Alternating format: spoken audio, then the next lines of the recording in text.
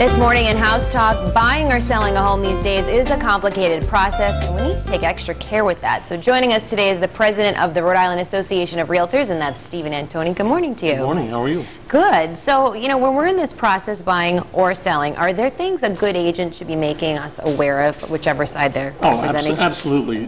This is a big transaction in a legal sense, and there's a lot of disclosures that have to be given and gotten and received. Everything from a seller making sure they're disclosing things they know about the property to actually, explaining the relationship between the actual agent and the buyer or seller in a transaction there. And it's ultimately to keep everybody out of trouble, any litigious acts. What kinds of things would we see on the disclosure? Like what's something I would want to know? Is it things like how old is the roof or... Well, sure. On the seller's disclosure, you want the seller to disclose everything that they know to be true about the house. Everything from, has there ever been a flood on the property? Has there ever been a fire? How old is the roof? How old are the components in the house? Excuse me. Everything that they know to be true about the house. The other disclosures that are involved in this are, for example, the relationship disclosure. Okay. And by law, we need to, as an agent, explain to a buyer or seller the levels of service that we can offer them. We can either be a designated representative for them as a buyer or seller, or simply be a transaction facilitator in the actual transaction.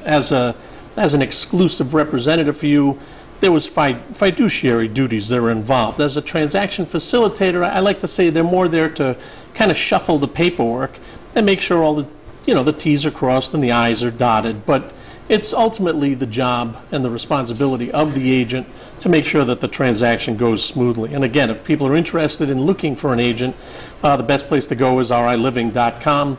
And, in a nutshell, they'll be protected from, all of those pitfalls. Would you say looking for that agent, would they want to find someone who knows most about their community of where they're going, things like that? The smartest thing to do, and I always tell people, look for a referral from a friend or neighbor.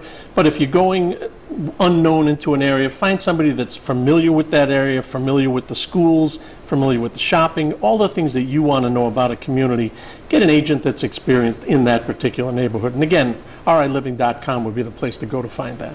Any final thoughts really quick about it? It's just home ownership is such a crucial part of this whole economy, and I really wish people would remember that home ownership matters every day. It's what makes communities cohesive, it's what makes small businesses productive, and it's really what makes the world the world. Absolutely. Well, thanks so much for sharing all that helpful information. We're going to have a link to Rhode Island Living. You just mentioned that website, so you can go to foxprovidence.com, click on the Roadshow page, and then click on House Talk.